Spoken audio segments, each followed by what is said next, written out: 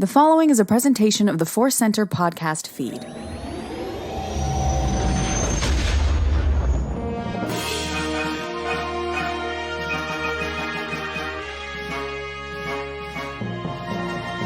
From the center of the galaxy, this is the Force Center podcast feed, and this particular episode is the Andor Report.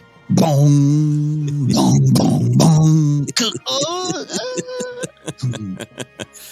Beautiful, beautiful. I am Joseph Scrimshaw, and the person who is making our introductory music noises with his mouth is Ken Napzok. A beautiful rendition of, I believe, the Time Grappler defiantly playing the metal while also kicking a stormtrooper to their doom. I was going to highlight this towards the end of the show. Neil Bell is the actor who played the Time Grappler. He's now one of my favorite Star Wars actors and characters. I think you as well, Joseph. And I count that moment as one of the best moments in the history of Star Wars. All right. Yeah. Hyperbole? Maybe. No, not today. That was great. No. We will spend half of our episode talking about that moment. I took some screen captures of a lot of the play-in, the close-up of the metal. Oh, it's kind of it's rivers of molded steel. Oh, beautiful. Yeah. I want to take that screen capture and sort of plaster my walls like a stereotypical teenager of Time Grappler. Love it. Absolutely great. We are here today to discuss the final episode of Season 1 of Andor. This is Episode 12, Rix Road, written by Tony Gilroy, directed by Benjamin Caron. It is about 47 minutes of actual story, minus all the credits and intros. And in the addition, also a short post-credit scene is almost in all of social media is posting right now, letting you know not to stop watching the credits, which I have mixed feelings about myself. I know it is meant as a service to make sure nobody misses this very important post-credit scene. But also, I like being surprised by post-credit scenes. How did you feel about that, Ken? I'm with you. I'm going to admit, right? I love this episode, so we'll start there. But I've been grumpy for 10 weeks and some weird things. Just a lot of things in life. You've got stuff. We got stuff. I did not like people going, I've already seen it. I can't wait for you to watch it. And hey, there's an end credits. I didn't like it. But I'll say this, Joseph. I also forgot or missed the Boba Fett Mando season 2 thing, and I had to go back and watch it. So I'm going to calm down. I'm going to go sip some vegan eggnog, which is great, and I love it. And I'm going to calm down this Thanksgiving and just get back to a place of joy. Yeah, no, I understand. And I think I saw so many people who I think really were posting it from a place of, hey, don't miss this. Don't make the Mando season 2 Boba Fett mistake that some of you made. That I did. All of it, love. And you're all right. I'm wrong. Yes. But as somebody who sits through the credits always on almost all things, I didn't personally need the boost, but thank you to everybody who is trying to help other people, because, hey, that's one of the big ideas in Star Wars and in Andor.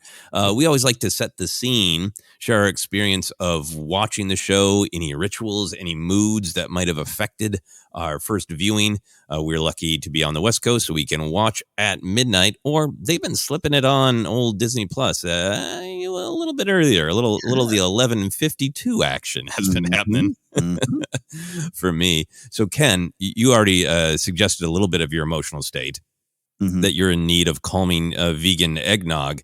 Set the scene for me of your viewing of this final episode of Andor. Which vegan eggnog might make other people grumpy, but it allows you to continue drinking eggnog. Yeah. We're going to do a big wrap up, a live show later today on the time they're recording this. We're also going to wrap up Andor with Jennifer Landis. So I'm going to be more honest about where my state of mind has been during this show. But it's all positive. I love this show. And people forget that. I love this show. But I made sure I calmed myself down. Last week I mentioned I was playing with our mutual friend Ken Plume. We've been obsessed. I've been obsessed with playing Fortnite. I go through those weird modes, and that game gets you a little aggressive. You pickaxes, you're shooting shotguns, and you're running around, and there's tension. And last week I went like 11:50, and then was like, all right, I got to go watch Andor. And that episode was not that. It was a different episode. I wasn't in the right mindset. So I made a point by 11 o'clock my time. I was like, Ken Plume. I said, I've got to go. and I'm going to go relax, and I'm going to have a cookie, and I'm going to have some more eggnog, and I'm going to get ready for the Andor finale. So I went into it with open mind, and that's how I got it there. And I was very excited to see an episode about Rix Road, the 1993 album from the Scottish blues rock pop band Texas. But it turns out it's not that. And I said I watched with subtitles on the rewatch, but I had missed that Rix Road is RIX, which makes sense for Star Wars. I thought it was Rix Road, the name of the Texas album, one of my favorite bands. So I learned that this week. So that was maybe a sequel to Casablanca instead of Rick's Cafe Americana. He's got a road now. This is not Charlene Spiteri's vocals do not appear once in this episode, but yes, robbed. Yeah. Well, that is all very, very understandable. For a while there, I want to think in the far-flung year of 2018 when I was playing Battlefront 2 a lot. I had like one of those days where it's like, hey, somebody just like came up behind me, and I was like whirling and like trying to hit the imaginaries and buttons in front of me to bring up my blaster, and like, oh, you're playing that video game too much, man. Yeah. You got to calm down. So I understand it. It seeps in. It does. Yeah, no, I think for myself, I'm looking forward to our live stream. I'm looking forward to our wrap-up episode with Jennifer. We'll be able to see Jennifer's thoughts. That'll be coming next week. And we'll kind of dive into, I think, not only the show, but some of the discussion around the show and all that. But I was really excited for this episode. I thought the previous episode did such a great job of sort of teeing up the stakes of it isn't going to be a raid to oust the Empire from Ferrix. It's not, nobody's trying to blow one specific thing up. It is a confrontation at a funeral. And that had me really excited for like, these are the stakes. This is the perspective of this big finale. So I think I went in really excited. I have had an extremely stressful week. I was lucky yesterday that like a couple things happened where some of the stress broke a little bit. And I was able to calm down a little bit. And I actually fell asleep for like an hour and a half on the couch. It was like 10. And I was like, I'm going to sit here and poke at social media. I'm going to play with Hive until Andor, and fell asleep. And then woke up, did my ritual with my action figures. I set out Andor, B2 Emo, Shore Trooper, just in case one got lost and ended up on Ferrix, some Jack Daniels. And I was really in the zone. I was like, I'm excited for this. I'm rested. Now I'm ready. And I enjoyed the hell out of the episode. I did have some tears here and there at some of the really intimate moments. Not as many laugh out loud funny moments, but I did a lot of I've been making that noise a lot when it's like it's not laughing, it's not shock. This is how I express emotional movement. Yeah. But then I got so pumped from that episode. I was totally, Dak Ralter from Empire Strikes Back. I could take on the whole Empire right now, that I always finish the episode. I write down a lot of my notes for what we're going to talk about right after my first viewing. And then I'm usually real sleepy and ready for bed. Ken, I had to get up and do laps in my apartment, not running, but just walking to tire myself. I had such a hard time calming down from this episode. Maybe I was listening to Marva's metaphorical message of don't sleep, and I took it literally. As you should, both literally, figuratively. Great movie. That's amazing. Love it. Yeah. So a good and interesting journey. That was where I was at. Let's talk about our overall reaction to the episode. You love it. You like it. Struggle with it. Surprised by it. Felt it was in the pocket of what you expected. Where did you go? I loved it. Loved it. I think I was surprised by it. I think where it ends up, and I think this was an excellent point you had started to really discuss in detail last week about how this all ends in a funeral, is probably a surprise to the Ken who was watching episodes 1, 2, and 3. Right? And in a way, I mean, it starts on Ferrix and everything like that. But, I think I took it as I took this whole series as it was going to be a little bit more, we got to get the Empire out of here, which, by the way, is a big theme. But the fact that a funeral is so personal, so poignant, and that being what's at stake, the community, the people. You and I both are going to discuss a moment we independently loved, which is a hug to save the galaxy. The fact that this episode ended up being that was not a surprise over the last couple of weeks, but it was a surprise going back 10 weeks when the show debuted. And I really felt that there, and I really loved that. And the tension of Wilman Pak building a pipe bomb at the beginning that was a great way to set the tone of what was coming. Things were about to explode. And the show's been very clear about what it wanted to do and what it was doing this entire season. And this finale was just driving all that home. And I really felt that. The slow building tension with the big emotional payoffs, no funny business, just the core themes of Star Wars delivered in a blunt fashion, which is great. I do think it's still the core themes of Star Wars that are present everywhere that are being played with here in a different way, and I love it. And this is something, you talk about the intersection of the personal and the bigger picture, all that stuff. But this stayed on the streets of Ferrix, but really gave us a look at every spark of rebellion in the galaxy. And I felt that. I had a lot of, I think I went to bed going, yeah, and then on Lothal, this is happening. And then who knows what's going on Alderaan. And I really think they handled that well. And the finale brought us all home. And I think one of the surprises, talk about surprises, was the way this pushed us onward and forward. Bit of a classic, some cliffhangers, some plot cliffhangers. I don't know why. I thought Gilroy was just going to kind of kill everyone. So I'll just say that. And I think a lot of us were like, let's get ready for this. And they didn't. And I'll talk about that thematically, but just in terms of a finale, I was like, okay, I was going to be excited for season 2, but I'm like more set up for it than I thought. And I really enjoyed that. And I was perhaps not as emotionally moved as others, because that episode 10 was, you ever have those where you cry in life and then you reach a point where you're like, I just can't cry anymore. Episode 10 was the episode I watched 5 times in one day. On the day we recorded, I'm going to watch it again while I upload the podcast episode. That one moved me the most, and I've just kind of been in this emotional recovery period since then. But all that to say, really enjoyed this, and I think more than being you're right to be inspired. I was inspired to go kick people, which is not always the best thing. We're talking about Luthen and what we think about some of his stuff. We all don't need to be saws, but I this episode hit me in that. Yeah, no, I mean, I think this episode did surprise me. It did move me. One of the ways it moved me is, yes, where can I sign up for the fake fantasy rebellion of Star Wars? It also moved me in, I think Andor is being very savvy and nuanced about it, but I think it is following the Star Wars tradition of being didactic, of storytelling that is meant to teach, meant to encourage.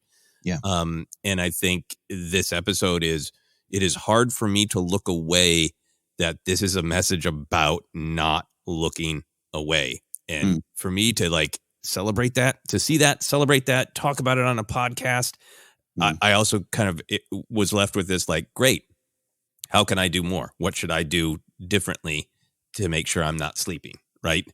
To make sure that I'm pointing out and helping with, actual horrors in the real world, right? We've talked a lot about kind of the blatant socio-political realities of Andor being a little bit more tied to the real world, and I felt that a lot in this episode of I want to listen to Marva, so that partially makes me want to go buy more action figures. And wish I could hop in an X-wing and all that, and absolutely kick the person who tipped over B2 Emo, but also, what should I be talking about on social media? What other, volunteering things can I do? All that kind of stuff, How can I be a help to the conversation on important issues? So it definitely affected me in that way. On the emotional side, I still get what you mean, because I sometimes get to that point of I'm done with emotions, and I watch a comedy and say, that is very funny. It's very well constructed. Well done. And sometimes it's that is very moving. That is very emotional. I'm very sad, but I'm all out of emotions. Yeah. What always gets me in general, but particularly in Star Wars, is when a character is given what they need emotionally. And there are some moments of that that really, really got me. Brasso passing on the message from Marva to Cassian, that was exactly what Cassian needed to hear. Those are the things that moved me. So I definitely had some teary moments. On the sort of thrill level, finally the hood shot. There's a lot of shots from the trailer that I didn't realize were the last episode, including Luthen putting that hood on with his entire back and in his entire soul. What a shot. What a way to put on a hood. Amazing. But then I'm also with you. I think my biggest overall reaction was I was pleasantly surprised that it wasn't a bloodbath for the characters we've come to know. Mm-hmm. And part of that is the show revealing what its intent is in terms of the overall show, not just this season or this episode, but the overall show. There was a question in the air to me of like, it's called Andor. It is clearly a group show where we're following lots of different people. But are we going to follow different ones as we jump through time a little bit more in season 2? And all of these different groups of people surviving, you know, the Ferrix survivors, Brasso, Williman, B2, Bix, Dedra and Syril now being united is a possible couple of awkward authoritarianism. Luthen making it through, the tortured romance of Vel and Cinta, Mothma's increasingly broken home. All those things were like cliffhangers that said this is where these characters end up. This is what's at stake for them, and we're moving forward with all of them. These stories aren't resolved. That was an extremely pleasant surprise to me. It really was. I'll talk about it in a second here thematically, but again, just as a TV episode, I needed that. You know, a lot of shows in the style of Andor. I'm even looking at House of the Dragon, a franchise and world I love. Sometimes it's just like, man, this is heavy. Can we all just get a little bit of smiles? Can someone survive the morning? And often they do, but yeah, it hit me in that way where it was the tension. You know, this season, this episode particularly, but you know, there's so much tension. You're just waiting for the shoe to drop on the other side. So when they got in that ship and Cassian's like, all right, I'll see you. I was like, oh God, no. But I was like, I know Bix is under contract. I know I know she's under contract for a second season, right? I heard that, right? All right, she can't go. And Jesse's piling them out there and everything, and they got away. And I thought that was powerful for the episode, but also worked on a just structural level. Yeah, because it just told us a little bit more to me about what season 2 will be, and that we're going to continue to watch these characters' journeys. And if we are, as I believe Gilroy has said, we're marching Cassian up to the door of Rogue One, that there's going to be some, you know, is there a final showdown with Syril, you know, in the moments before he goes to that meeting with Jyn, you know, that gives the show some structure as well. Is really fascinating to me. I think the other surprising thing about the episode that I really enjoyed is all these characters that we've been following came into this funeral with their agenda about what they need out of it, what they want out of it, right? And Andor, who hasn't always had a ton of agency in episodes because of the nature of what this story is of somebody, you know, struggling to commit, means that we have a main character who a lot of times is just going with the flow, not making choices. In this episode, Andor is making choices, and it gives it this electricity and it's this energy. Kind of Andor aside, everybody comes into this funeral kind of trying to make it about them, their specific need. And I love that the story of this episode is the people take over. That what happens is motivated by the people, and Luthen and Syril and Dedra and even Cinta and Vel up to a point, they get washed up. Their chess game gets knocked over by what the people need and want. I really love that. I love that. If dive in for a second on that, because there were some moments I love. There's a shot towards the end when Luthen's kind of kicking rocks and getting out of there. Not running away, but just kind of getting out of there. And he's kind of looking back, and he's just hearing and seeing and feeling what happened, right? And I kind of wonderful reaction of like, it's weird, like it's almost like he started it and is like, good job, I'm out of here. And I don't think that's necessarily the case, but it had that vibe. You know, I was just really stuck on that moment. I freeze framed it. It was just kind of like, what is going on here? I love what you're saying. That this takes over. It is about the people. It is about this connection. It's about these communities and all that tying to Andor. I love that note too, because I felt this. Now he had a lot of moments in the prison too. I'll say this. He came in with a purpose, but I think more than any other episode, you ever like you got a friend of a friend, and everyone's like, this guy's great, and you meet him, and you're like, him. And maybe I'm that guy in some circles. I don't know, but Cassian, a character I love, and Diego Luna's killing it all season, has kind of had that like him. Like what? He's kind of a mess up. He owes most everyone money. He's kind of wears sandals in public, which is a no for Ken Napzok. He's doing all this stuff like him. And this was the episode. You're like, yeah, him. You just felt that energy. It crackled, like you said, and he ends up in a pretty powerful spot. And I love that, and I felt that, and I love what you're saying. All roads led to Rix Road, and it kind of didn't matter what you wanted out of it. This was going to happen. Yeah, I think with Luthen, I almost took that.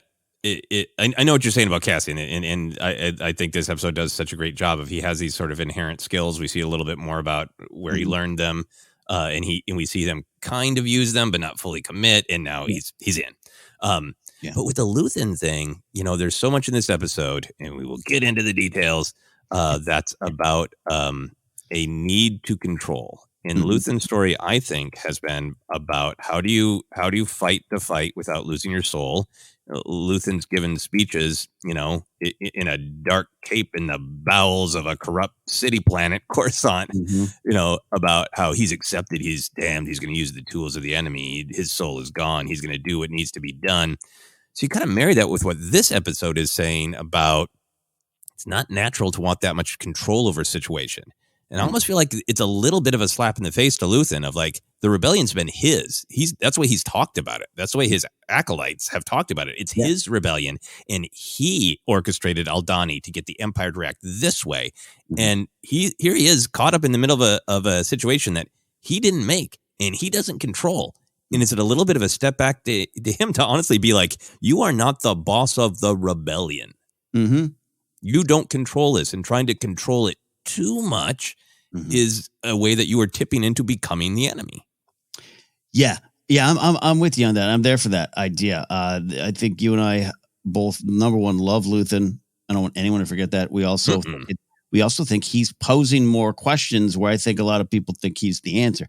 And that doesn't mean if you found his speech in the bowels, of course, on inspiring. I don't think that's wrong. I don't think that's wrong for you, especially if you take it out to the real world. I just think as a character, it wasn't as inspiring for me as other speeches, particularly one in this episode. But to see him, that smile, that moment, and just kind of, I think you're right. This isn't his. I love that idea, which isn't an indictment of Luthen. It's just it's what is needed in the galaxy, and it is not just one man's rebellion. Even though he was trying to pull other people in, and that's what he wants, and that's where we end up. But like, I when I say like it was run away, not like cowardly run away, but it's like it was real poignant to me that he never pulled out a weapon, he never joined the fight. This maybe wasn't, he felt it wasn't his, it's a community. He's also there to kill Andor, which is something else. And he's witnessing this. And that idea of him being one who's so willing to sever connections. And we see Anton Krieger's gone. He's a red flashing light on a screen, and there's cheers and celebrating. They're watching it like it's a video game. This true rebellion is beyond it. It is about connections. It's about that hug. Yeah, no, absolutely. And I think I am not beaten up on Luthen's speech. I love it, but I love it because I think it's at least partially a rhetorical speech he's making to himself to pump himself up and to convince himself that he does believe all that, and he's right to believe that, and that there is no other way than to become the enemy in order to destroy the enemy. And I do think that the show has really wrestled with these ideas. I don't think it's really put its thumb on the scale yet, and is blatantly telling us. I think it's blatantly telling us how tyranny works and why tyranny is wrong and why it should be fought. I think it's putting its whole body on the scale there. But on the how do you fight tyranny without losing your soul, I think it's throwing ideas out there. It's showing us things, and I think at this point in the storytelling, it's letting us weigh them a little bit. And I'm certainly weighing it for myself. And other people might not be. They might weigh it in a different way, and that's fun. That's part of this discussion. I think this show has done such a good job of just stripping things away. And one of my favorite things about the show is it's just said, hey, here's some big themes, and now you know what? You're right. We don't get to hide those themes behind a rancor or this and that. And I've had some issues with the discourse around that, but for this show to do it, it's doing what you talk about here. It's hey, weigh your options here. Let's talk about this. Yeah, you can't look away. It is a tribute to how rich and complicated and interesting Andor is that we try to do our short overall reaction, thumbs up, thumbs down, and we slide into all the big ideas. So let's dive into the big ideas, the themes, the ideas at stake in this episode. Ken, do you mind if we start with this idea that we've been tracking over the show of the personal and the ideological? Yep. I love it. So as we've been saying multiple episodes, it's been something that really struck me when I got to watch those first 3 episodes together. That it was really felt like, what's interesting about this show is we're meeting rebels and soon to be rebels. We are meeting Imperials, but really seeing the personal relationships that motivate them toward the cause, or the personal relationships that they're sacrificing for the sake of the cause, or the personal relationships that should be leading them into a cause, but they're stopping at the personal and not moving on to the cause. I think that's something I've just been really interested in. And I feel like this episode absolutely hinges on that idea. It can be read lots of ways, but that's the one that really spoke to me because it is a funeral, something that should be personal. It should be a community event, but the actions of the Empire and the sort of desperate tactics of Luthen's rebellion make it a battle, make a funeral into a clash of causes. And that's just like the framing of the episode itself. But then I feel like Cassian's at the heart of this, right? Because I think his challenge throughout the entire show has been he loves people and he wants to be with people. He wants to care for people. This entire show, all of these events are kicked off because he is looking for his sister. He is looking for lost connection, and he takes a horrible risk to try to find that. And this is the episode. And then Luthen comes in, and Nemik and everybody else that he meets trying to push him towards, okay, if you care about people, the Empire is crushing them, so why don't you do something about the Empire with all these skills you have? And he keeps going, nope, I can go somewhere warm and easy, and it'll be fine. Yeah. And this is the episode where Cassian finally merges his care for people and his commitment to the larger cause. He gets on the ground, and once he figures out what has happened to Bix, that becomes the priority for him. Rescue Bix, rescue the person close to me who is suffering, at least partially, because of what I set in motion. He gets the Ferrix survivors to safety, but then that great last scene where he absolutely commits to the larger cause, right? Kill me or take me in. Exactly what Luthen had said to him at the beginning of, the Empire's going to kill you one way or another. Do you want to do something about it? And he's like, hey, I'm with you now. Now I'm Mr. Layout 2 options, and you get to choose, Luthen. It's such a great reversal, right? Of you came here to kill me. I guess that's the kind of rebellion you want to have. You came here to kill me because you don't, think I'll leak information. So kill me or take me in. I'm all in. That's such a great balance between prioritizing the people he cares about to then committing to that larger cause. And I also feel like it's this battle inside Cassian is part of Marva's beautiful message that she gave to Brasso, right? Marva tells Brasso to tell Cassian, tell him he knows everything he needs to know and he feels everything he needs to feel. And when the day comes and those two pull together, he will be an unstoppable force for good.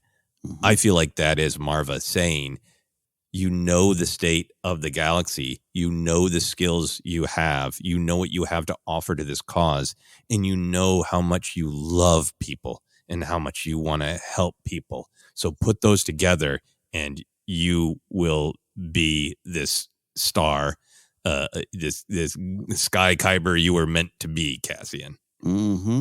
That's it. I think that's the heart.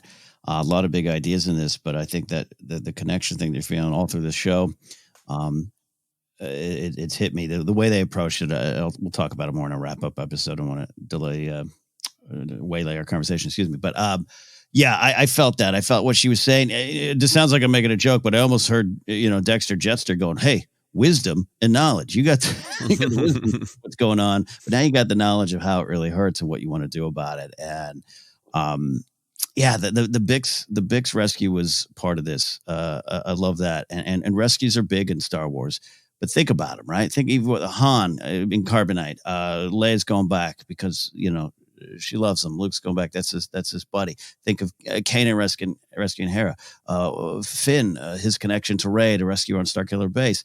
Chewie, you came for me in Rise of Skywalker. Yeah, all that is those are Star Wars adventure pulpy rescue moments. Cassian's again, it's the same thing, just delivered different. And a real broken down Bix in a horrible spot. Just the tortures happened to her. And I love what you're saying. I love that it is about that. And then he gets them all out. And I think the Cassian in episode 1, if that had happened, right, he's on that ship. Let's get out of here. The fact that he's now committed and wants to go commit and the choice at the end of, hey, you might as well kill me because otherwise what's the point here? Or take me in. I loved it. And that's was the big victory of 12 episodes to get to that moment for me. Yeah, no, I absolutely agree with you. And I think it is a good contrast because, would Luthen, Cinta, Clea just assume Bix is lost? I mean, after what she's been through, Cassian, you're more valuable. It's brutal, but it's got to be done. Leave her be, And I think that is such a huge part of the story of Star Wars is how do we fight without losing our souls? And I feel like that's what Cassian, as the main character, is coming to in this episode. I also thought this idea of the personal and the ideological coming together was reflected in lots of different ways. There's so much about the culture of Ferrix that I'm sure we're going to talk about, but I was really affected by them. The thing that they were chanting, stone and sky, right? Even that is a thing to chant with what we know about their culture. That felt to me like supporting this thematic. Like the stone is the grounded, the personal, the down on the earth, the real materials, and the sky is the epic, the cosmic, right? So even that chant was sort of like us all together down here, the real people on the ground matters, in the big idea, the galaxy, what's out there, that matters too. The little people and the big idea, they both matter. It was just inherent even in them chanting stone and sky to me. Absolutely, 100%. It's a great John Lennon lyric that he never wrote, and it's also this idea. I mean, her speech. I know it's a Force Center T-shirt. We're gonna get into it, but it should be a shirt. But her speech, but the idea of like we always had Ferrix, but now that darkness from the outside, from the sky, has come to our stone here, and you're defending both now, and that's what's at stake, and that's what the big wake up speech was about for me. Yeah, it reflects in other ways. I don't want to leapfrog too much to it, but just to throw it here. Yeah, go ahead. Yeah, let's just talk about Marva's speech for a moment, if you, because I think that's a great point to go, and then we can go into all the other places. Love it. Yeah. So I thought Marva's speech was great on many ways. I thought it was one of the greatest rebellion recruitment speeches I've ever heard. I thought it was one of the best just get out the vote speeches I've ever heard, and I feel like she's obviously speaking to the entire community, but it's also yet another moment where she's kind of speaking to Cassian. I think Cassian is so wants to beat himself up for failing her, right? Because he so doesn't want to fail the people that he loves, right? Yeah. In Marva's speech, she gives that great message to Brasso, which is the one that made me weepy of, I love you more than anything you could do wrong. But in this big public speech, from beyond the grave, which appears to be a great tradition of Ferrix, she is gently criticizing what Cassian has been doing the entire season, right? And saying that connection is strength. It is great. But it's also comfort. And if you say, all I care about is my people, the people right next to me, I got mine in terms of emotional comfort, then I can ignore everything else. If I got the stone, I can ignore the sky. Trying to look, to only caring about the people close to you and not the cause, I feel like is what she was saying. We've been sleeping. We've had each other, Ferrix, our work, our days. But I think Marva's also critiquing herself, right? She's pretty explicit about it. I've been sleeping. Yeah. She says, I've been turning away from the truth I wanted not to face. And I think it is a balm to Cassian of like, look, this is a temptation to just want the people close to us and to not care about the big picture. It's a way that we can bury our heads in the sand. And I think it was so powerful, if you connect it back to everything we've learned about Marva and Clem, right? That Clem was trying to teach Andor the lesson, don't get involved, accidentally got caught up in it. was hanged in that square. And for however many years, Marva wouldn't even walk in that square. Mm-hmm. And now here she is, larger than life, saying, don't do what I did. I woke up too late, in the square that I wouldn't even walk on because I couldn't look at the truth of what the Empire did to my husband. Mm-hmm. I just thought that was, it was such a great, inspiring speech, but then built into it was also the sort of mea culpa from Marva. Yeah. Yeah. Bringing in the Clem stuff. You're affecting me. Now I'm getting sad. And even his speech at the beginning here, the use of the different uses of rust, look beneath the rust and the rust can cover it here. I love that. And by when I say different, I think those two versions of rust in their speeches very much intersect. The darkness being the rust, and some people don't want to look beneath that rust. Absolutely love it. I didn't write down every moment of her speech. I didn't have time this morning, but I caught almost every other line. But the moment they pulled away, we forgot them because we had each other. We had Ferrix, but we were sleeping. I think that speaks to what you're saying. Stone and sky, great example. Whether or not they actually mean that every time they chant it, but I think it works that way thematically of again, the foundation and then the bigger picture. Very, very important stuff. This is no. I want to be clear. You and I love Luthen, love Stellan Skarsgård. No disrespect to Luthen. He's my man. But her speech, much like Kino's, was just truly inspiring. It was about the community. It was about the heart. Looking inside, outside yourself, all those big things. It wasn't about anger, resignation, which is a little bit of somewhat Luthen. It was a take a step forward. And I think a lot of stuff with Marva in this episode falls in what I put in a category of learning from the past, but going forward. A lot of that Brosco Cassian was, let's not kill the past. It's not let the past die, kill it if you have to. It is like, you did this and you're going to be, I know you're going to beat yourself up for this, but don't, because you have all the things you need and you need to go forward and take those failures as well as those successes. Take who you are as well as who you aren't and go forward to be better tomorrow and be better for others as well. I think that was at the center for me of what Marva was saying as well.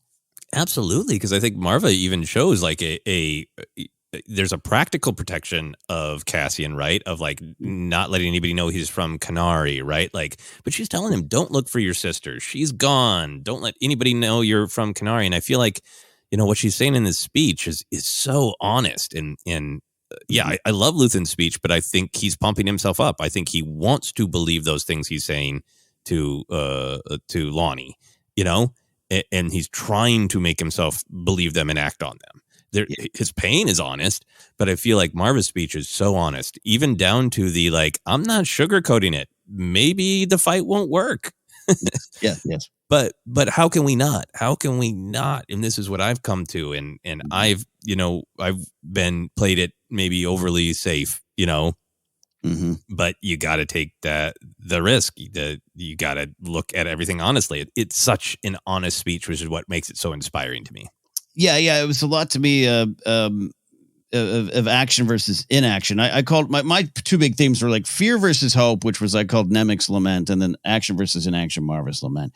And this has been so many big things. And as I said before, and I'll say again, when we do wrap ups and anytime I talk about the show, whether it's at a bar, at a hotel lobby bar in London, or anywhere you find me, I love the harsh exploration of how the Empire's hold of the galaxy began with this caress. I think that's very important to the story, very important to some things that are present in other storytelling, but this one just ripped back that nice, comfortable blanket and showed us, here's what's going on. Those hands gently slipped around the necks of everyone. And a lot of that is we talk about it. I think going into the show, I wanted it to be a little bit more of the politics, the fighting. I was a little bit probably more like, we go fight those stormtroopers, get them out of here versus, again, the funeral thing. And when you started talking about it, it really affected me how I was looking at this. A lot of Nemik's words, all of Nemik's words rang true throughout this series. But Marva's words brought it home for me. Her lifetime of probably believing the right things, but a lifetime letting herself fall into inaction, that sleep versus action, and that's all about that step forward too as well for me. And again, that's why her speech was so great, and the tension, everything building. Oh my God, just in terms of how it was executed, and even when there's a glitch in her speech, right? I wrote that down. There's a wound that won't heal at the center of the galaxy. There's a darkness reaching like rust into everything, glitch into everything. around it. The fact that the glitch is purposeful, and it's about those taking action, and what's a different kind of action, and it's a different kind of hold the Empire had in the galaxy than I think we celebrated in the 80s, where it was just bad guys in the bad armor taking over. No, the citizens let it slowly seep in because you feel you have no other choice. As Nemik says, it's overwhelming. Yeah. Big things. No, I love you pointing out the inaction versus action. That's such a big Star Wars idea. I think it's in the very first film, right? Of Luke saying, it's not like I like the Empire, I hate them, but what am I supposed to do about it? It's also far away from here, you know? Mm-hmm. He's making those excuses about why he can sleep, and Obi-Wan's gently poking him, you know, to take his first step into a larger world. These ideas are not just about fantasy and the hero with the sword of old.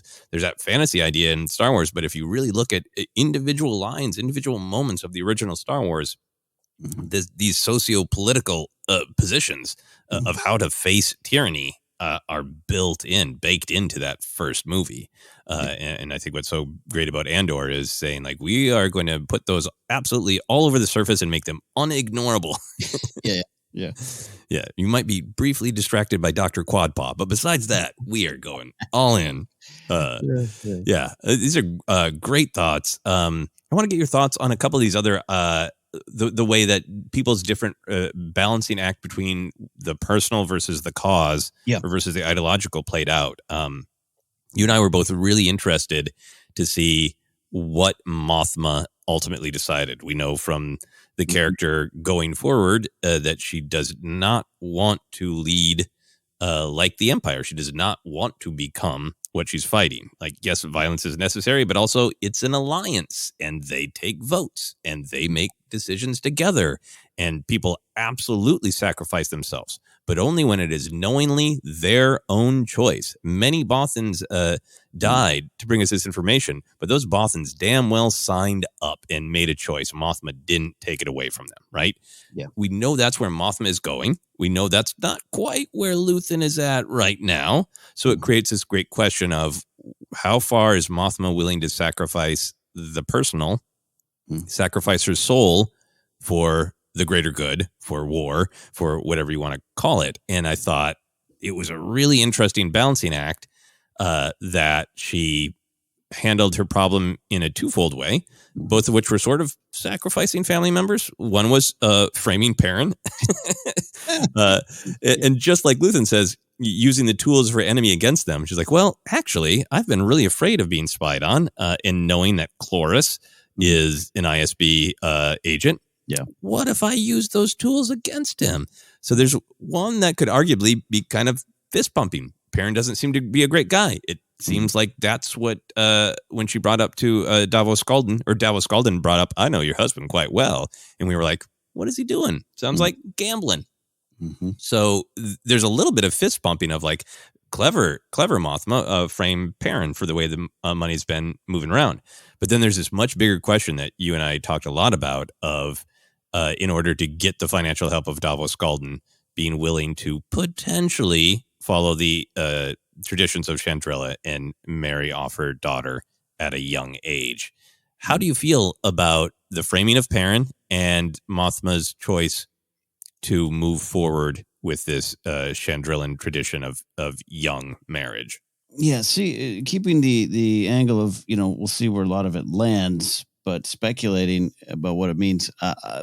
First of all, I rewatched that Perrin scene a few times because I was like, he's not in on it, right? And no, he's not. No, he's not. No. And I thought that was one of my favorite scenes of this series so far. I just absolutely loved it because I fell for it at first. I was like, oh, he's getting again. He might be gambling, but I just was like, oh, they're fighting again. Then I was like, oh wait, I'm an idiot. Spy guy is listening. I loved it. I love that.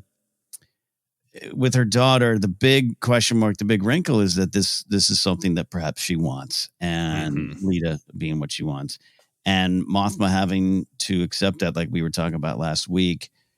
And I guess my question, even maybe back to you, is like, is it just fortuitous? Is she just lucky that, all right, Lita's good with this, If Lita was more like Vel, then maybe we'd have a bigger question, and that Mothma's just got to let this happen.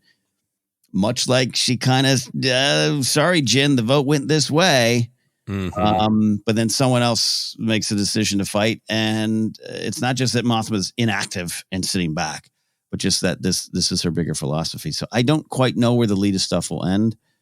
For me though, I'm glad Mothma was able to let that go, right? Let her protectiveness of her daughter's natural as a mother, even though they're fighting, but that didn't get in the way of this. But that Mothma's preserving her soul as well. I don't know if that sounds confusing.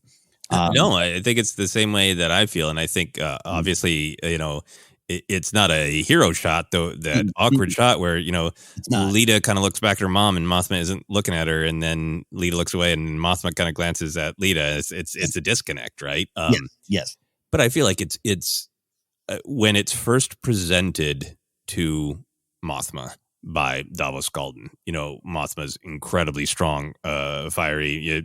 Yep, Tay will show you out now. One of the most badass lines in Star Wars at this point, in my opinion, with the ferocity that she delivers it, paying off this whole season of seeing, even if there wasn't, a rebellion going on under a tyrannical empire, Mothma's and Perrin are trapped in this marriage and miserable. That of course she wouldn't want this for her daughter, and maybe there are even grosser implications to it, to how ancient it is and how young these people are. I think that's why Mothma and Vel detest this. Right? Is it a lack of agency? Yeah. You're told it's a part of your tradition, so just go along with it. So I think Mothma is utterly haunted by it, but I think we, the audience, are shown that. Lita is young, she's lost, she's confused, she's trapped in a world that doesn't make a lot of sense to her, and she is reaching back to the Chandrillan traditions, like a bunch of the Chandrillan kids are on Coruscant, where they're, kind of disconnected from the community. Like, you see the community on Ferrix giving people such strength and grounding, and here's these Chandrillans who are growing up in a totally weird city planet world, disconnected. Of course they would sort of rebel by grabbing on to the old ways, but ultimately what it does is that's Lita's choice. This is not Mothma going, yep, I agree with the Luthen perspective, anything for the cause, I'm going to marry my daughter off kicking and screaming. It's she wants this and I need this, and maybe the galaxy needs this, and I hate myself for it, and I will probably lose my daughter in the long run, regardless, but it is her choice. That because I feel like when you get to the heart of it, as Mothma's always wanting to try to respect people's agency, right? I mean, she respects Radiss's agency. They're like, hey, he went. Okay. Yeah. Big smile. Here we go. Yeah. Yeah. Do you think it also, I think it folds in nicely to this control thing, right? She not unlike Luthen here. I've got to sit back. I need this. She's okay with this. She wants this, And by the way, who knows? Maybe her Lita and this Skalden Jr., maybe they have a wonderful life together, right? But who knows? Just based on his name, which I'm scrolling down because it cracked me up in the credits. I'm trying to Steeken Skalden, I thought Davos Skalden was a bad name. Like, who do you want to marry your daughter to? Steeken Skalden. Like, let's not judge by names, but come on, Steeken Skalden. I love that. Jeez. So I thought that was really interesting to see where all that played out, and I think it did suggest that that's kind of the solution for now. Mothma has money flowing. If anything's weird with her accounts, it's because of old gambling Perrin. And she can move money around the way she needs and wants to now because she's made this deal that I think she is going to remain tortured about. And I think probably in season 2, we'll see even more fallout from. Yeah. It's that's when I keep saying the question marks. Like, I just love to, flash forward after the fall of the first Death Star in Yavin 4, and Lita's like, things are great, Mom. This all worked well. I have a wonderful marriage. Yeah. I don't know. Yeah, no, it would be fascinating to see. And I think that Perrin was not actually gambling at that party. I think he's really like, what are you talking about? Like, I think he has slunk off and done some gambling through Davo. I think he's had some dark weekends on Canto Bight, as she talks about. But it's so believable, and I think it's just brilliant of Mothma to play him that way. But I think he's like, I wasn't. Yeah, I love that. There's a world exists where Perrin and Dabu Skay have gambled together. I'm with you too. Certainly no defense of Perrin, but I think that's why it works so well, and why. Again, I had that moment where I was like, I fell for it, number one, in the beginning. Then I had to specifically rewatch just to see how it was played to be like, is this his hero turn where suddenly he's like, oh yeah, okay. No, it's not. No. But I absolutely love it. But yeah, no, I believe it. But I believe he was just like, what are you talking about? I was drunk and flirting with other women at that party. What are you talking about?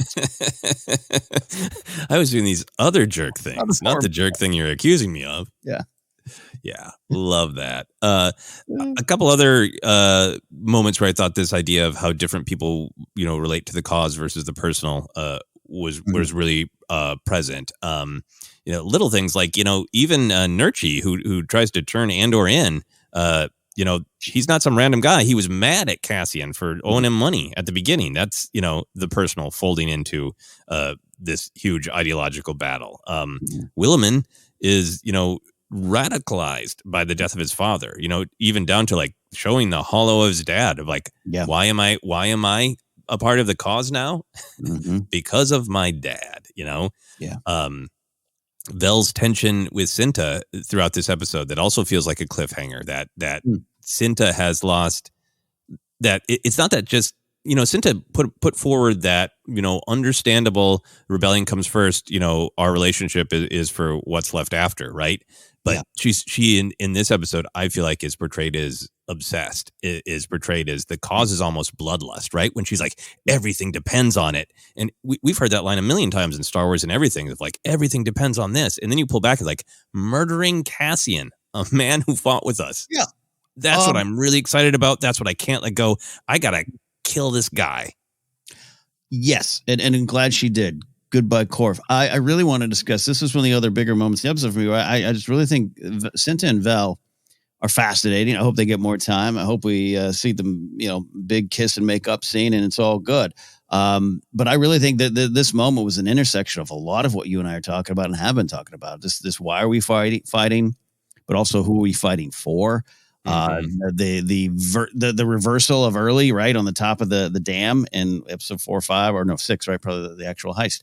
Cinta kind of being, no, you got to push past it. I think you're absolutely right. And but by the way, there was a during the heist episode. Remember, there was a lot of thought was Cinta killed the hostages, and I think you and I both had that thought of possibly, not confirmed. So don't run with it like she did. There could be something there. I am now saying that she probably murdered them in very joyful cold blood. I am very sad to say I am now team killed them all. Yes. I think I'm happy I was happy that we had that discussion, and because we were meeting the character and we were learning that she is all in, but I don't feel like the show gave us any evidence one way or the other. Yeah. And I think that's just, Go ahead. I just find that important in terms of watching things and discussing things like I can make my jokes about Stannis Baratheon was never killed on camera, but I knew it would happen. But this was one of those like, hey, time out. You're all running with something that as its fact. We don't quite know. Especially because Vel had represented that other side of, you'd think I'd normally, if you were me, you'd kill me to the Empire, but we're not. But yeah, this one, but I really think you're right. Cinta is obsessed. To a point, and I think that moment of hey, look at me is a needed reminder. We'll see what happens with them. I think it's a needed reminder for even Luthen, Clea. Look at me. This is what we got, the why, but this is who, and it's you and me, and then there's others like this, and this connection plays out, and that's why we're fighting Stone and Sky, if you will. But I really think there was a poignant moment for me that Cinta's done great work. That Corv kill was great. The Corv kill was great. I mean, and I just thought that it was, not only was she like totally committed to the mission, she didn't, denying any sort of intimacy with Vel, right? Yeah. Being all in on like everything hinges on murdering Cassian, a man who fought with them, and like, okay, maybe he's a leak, but are you even going to give him a chance, or are you just like, she seems so hyped to kill a man who fought by her side at his mother's funeral, you know? Yeah. And then the core of kill, which was great. And the great, like, you know, hey, you got blood on you. It's not mine. You know, that was, I think, a really nice, nicely written. This is the debate that's going to go on between them of like, Cinta, you have you lost your soul? Have you lost what you're fighting for? Are you lashing out in utter rage? You know, are you giving into not the force version of the dark side, but the real human everyday version of the dark side? You have a righteous cause, but now all you have in response to it is bloodlust, and you've lost the love and the compassion and the connection that drove you to this cause. Yeah, I think it's a big question they're asking. The season's been asking, but I really think that was the purpose of all that, and has been part of their relationship. Other than just these two interesting characters that you know we'll see more of. But yeah, I was really kind of affected by that scene and that exchange. Yeah, as it ties into this. I also wanted to be sure then to talk about the Dedra and Syril meet cute, meet disturbing. Meet what? Meet, yeah. So I had been talking about, like, I wonder if, you know, Dedra's a character that they played with our emotions. Mm-hmm. They made us understand her perspective and her situation. And then they really dropped the hammer of she is a all-in fascist who is willing to lie, murder, torture for her own advancement. We don't know anything personal about her of if she just was born in the system or if something happened to her that made her go, this is the right way. The Empire is right. We don't know. Right. Yeah. But I kept wondering if, like, she's so focused. We don't see any human life outside of wanting job promotion. Mm-hmm. Is she so focused on the cause, the ideology? Is she ignoring the personal? And, you know, I kept saying, like, is maybe just Syril going to stab her in an alley? And I was really thrilled to see that this was the exact opposite of what I thought might happen in terms of the actual actions, but thematically kind of on the nose, right? Of she is, instead of being stabbed in an alley, she's basically saved in a back room by Syril. She is saved because of a personal connection, a weird, twisted, unhealthy personal connection, but it's still the personal that saves her. Yeah. How did you feel about all that? Well, see, the thing was, I've loved what Kyle Soller has done since the beginning. I really think he's doing some of the most fascinating work because it's unhinged, but it's just controlled unhinged. I don't know. I'm scared of him, right? I'm afraid of what he'll do. And I thought this was going to be an episode, you know, very, very interesting. You know, Cassian drove him for so much of the story, and we haven't got that face-to-face meeting yet, right? So interested to see what happens there. But the fact that it switched here, and it's bizarre, right? I don't even want to say they're Bonnie and Clyde. I don't know what it's bizarre, but I mean a good storytelling way. But Miro arriving in a Lambda class shuttle with a cocky, content smile. So sure of what's going on, so sure of what she's going to get out of this, and then slowly it starts unraveling. Even her favorite boss, Pat Partagaz, is like, you know, hey, what are you going to do? Get out of here. Blevins rising again in power, and it ends with her shaking and afraid and uncontrolled. We talk about your big theme up top of you all think you got some sort of control, and you don't. It was a fascinating dark twist on what's going on. I'm not rooting for those crazy kids, but I am ready to watch what happens. Yeah, I mean, I just thought it was a fascinating cliffhanger, right? Because I was so curious. Like, are these characters that we're going to follow through the entire arc of this show, or are they going to have a kind of a bow put on them?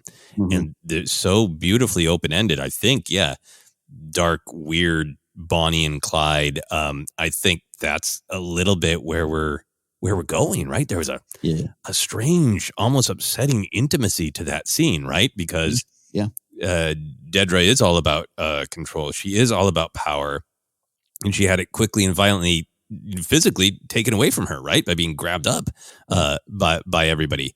And then here comes Syril, you know, swooping in, and you know that total loss of control, not just of that, but then she had power over him in every situation, you know, and even to reject his weird stalkerish, you know, I have made you my everything. Your beauty has given me hope to live on. And she's like, I'll arrest you if you ever talk to me again. To suddenly be rescued by your stalker. And I think a part of it is, we're reminded in almost this cliffhanger way of she's been rising at the ISB. So everybody's got knives out for her, and she just bleeped the bleep. She, every euphemism you can think of, she's not coming back a hero from this, right? I think maybe, I think probably what happens next is the Empire brutally cracks down on Ferrix, but Andor escaped. She's got nothing on Axis. Her mission totally failed. All that money they spent on communications totally failed, right? And they got some bad press. If anybody from Ferrix starts talking of like, hey, the Empire wouldn't let us have a funeral for an old woman, So she is suddenly going to find herself in the position that Syril was in, plummeting in the ranks. And now we have two people who define themselves by control, power, upward mobility. They are the ones who can destroy the hideous rebellion. This is all that Cassian Andor's fault, whoever he is, wherever he is. Now they're kind of in lockstep. Yes. Yeah, it's the weirdest Grease musical song ending ever. Right? You're the one that I want. I followed you here. Yeah, look. One of the other factors here is, Palpatine doesn't like stains like this in his mouth. Clearly, we heard that line. Sounds like I'm joking, but Dedra's due for a business meeting at the castle with Vader. Funeral interrupted. A planet lost. Yeah, like her future isn't great in the Empire. I don't think right now. So fascinating. Yeah, I'm with you too. I don't even think this is a joke, but I was like, are we going to get the weirdest kiss ever in Star Wars? Like, it was wonderfully bizarre energy. That's fascinating. That's interesting storytelling going forward, because as it's been marketed. It's the first lesson you learn in screenwriting. Every villain thinks they're the hero of their own story, and they're taking that and going, "Oh, it's going to be a love story, or it's going to be a victory story for these in their minds." And it's fascinating to watch, as it is disturbing. Yeah, I think that's the thing is, like, we want characters to form personal relationships. So much of this episode is about saying how personal relationships lead to strength, that you want to be in the fight because you care about people. You don't want to use people that you care about as an excuse not to fight. You want to use them as an inspiration to fight. So there's lots of things to make you look at, a couple of Imperials finding connection, finding that somebody else cares about them, somebody else has their back, and it makes you go, oh, great. But then you look at their relationship and go like, yeah, even if they team up, even if they have some weird intimacy, how do they follow their own philosophy without eventually stabbing one another in the back? Because that's what this connection in this relationship is based on, the philosophy of control and tyranny. Yeah. And this maybe is not something that play yet in the show, but in the second season, if we follow them, this idea of, hey, here in the real world, they're all the same, right? I don't vote for any of them because they're all the same. Sure, I get it on a surface cynical level, but you follow the empathy, you follow the compassion, you follow what the policies are actually trying to do, you follow what their actual intentions are, and that's the dividing line. We got a lot of clear dividing lines being shown to us in this show, but following these two, and again, you and I were one of many Star Wars fans going, I'm kind of rooting for Dedra. I'm kind of rooting for her, and the show was like, yeah, that's what we're doing. So to analyze that of there is a difference, even though in their hearts they feel. This little potential power couple feels they're doing what's right. You got to follow those other themes out, and that will tell you what's right and what's wrong. Yeah. And I think that's it. Of like that, I was with you too. It almost did feel like this was one of those moments where just like these characters had just been through something hellish, and they needed a release of some kind, and they're close and intimate, and like, is this going to be a kiss? And there's a part of me that's like, yeah, I'm always rooting for characters to find intimacy, but then there's also that part of me is like, oh God, don't, no, because this is not healthy. This isn't real. Your ideas to each other, you don't really know each other. You're just, you're eventually just going to be tools that one another uses to get something. Or will they find? Is that the story ultimately, that they find a true connection, and it breaks them of some of their horror? Yeah. Who knows? Interesting. Yeah. But I think you're really touching on something important, which, for me, the reason I've been so interested in this theme of balancing the personal and the cause is not just analyzing a television show. For me, it's the idea that it's putting out there that at the end of the day, there are absolutely good people and bad people in Star Wars, but they aren't inherent. They're all people who make choices. Yeah. And those choices almost always begin with our personal relationships of, who do we love? Who do we push away? Ultimately, in our choices, like you're saying, are the people closest to us our allies, our community? Do they give us strength? Do they give us hope? Or are they, like we see with the Imperials and with Syril, are people close to us competitors, threats? Are they others to ultimately be controlled and feared? And that's the choice, and that's why it matters to really look at the ideas in a show like this. Absolutely. Go get them, crazy kids. What if Andor season 2 opens with just like the weirdest, most upsetting date you've ever seen? Oh God, that would be. Oh yeah, that'd be. I don't want to see it. I want Paul Thomas Anderson just to write that 5 minutes. I'm thinking of Magnolia with John C. Reilly, Melora Walter's character go on that weird date. I just wanted to open up with them both at the Karn breakfast table, just violently sucking milk out of their cereal bowl while Edie stares on. I had given up hope that my son would find love in this galaxy. Disturbing. A couple other kind of big picture ideas I wanted to talk about is, I thought there was this idea throughout that, the little things matter.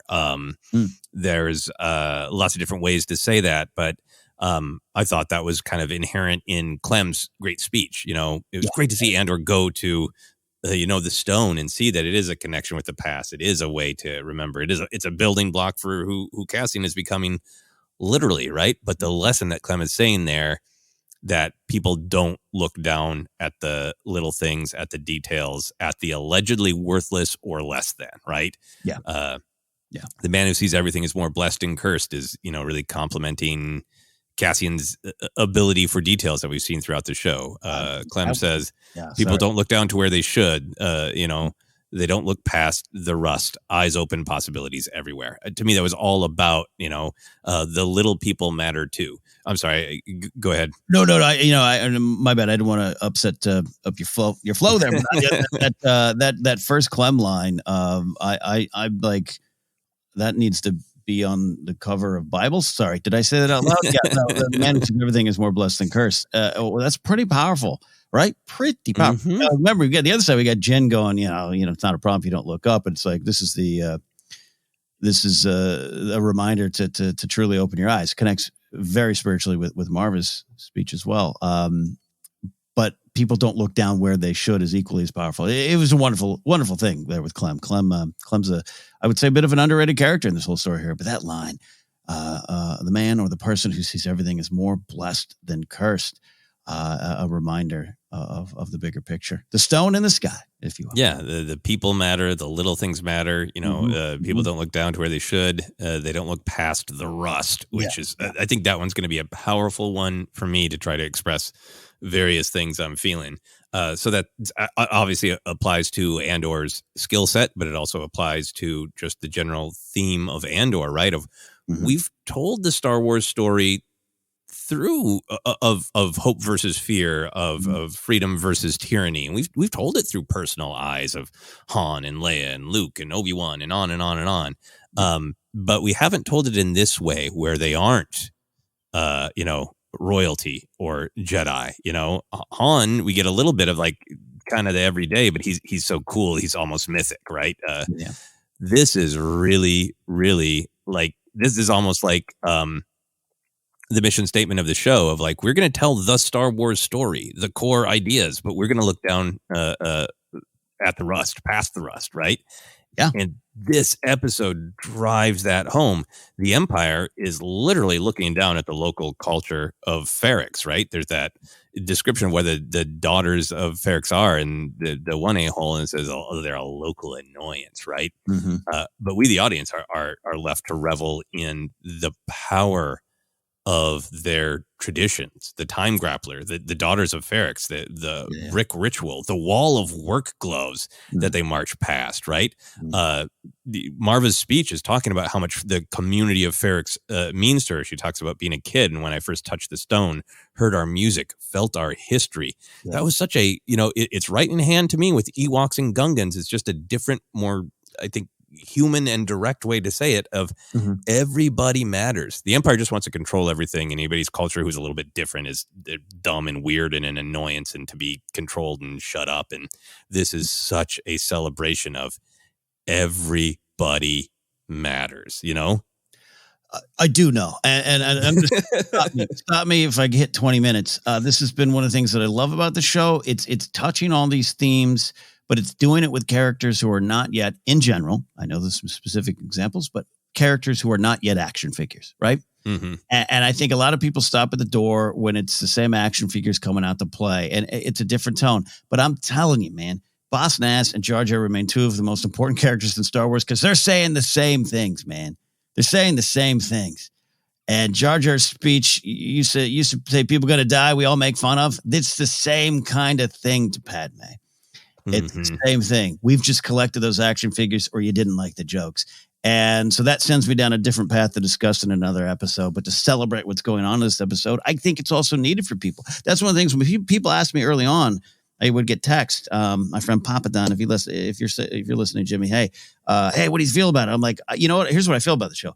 I'm glad with what it's doing, because it's ripping off Band-Aids and it's making a lot of people sit down and go, hey, here's what Star Wars has always been about.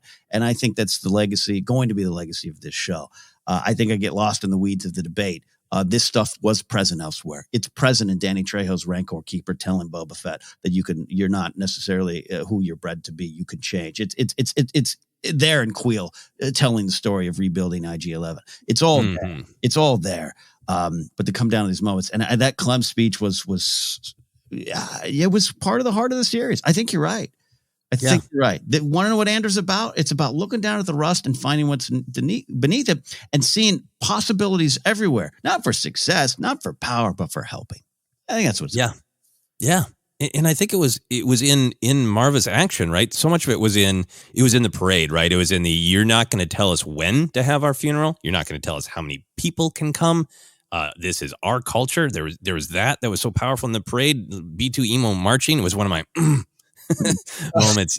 Seeing Brasso in his uniform. So there was what the culture did, what the society did, right? But there's also Marva, right? This voice from beyond the grave, and learning that was a part of their culture of like when people have the blessing to know that their final days are coming. It seems to me like that's a tradition, right? They record these words, and she says, like, when I was first lifted by the dead, right?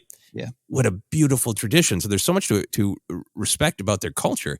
But then even with Marva, it's the earlier episodes when Cassian comes back and is, trying to talk her into going to somewhere warm and easy, which, we know doesn't exist. Marva knows doesn't exist. Cassian finds out the real hard way. It doesn't exist anymore.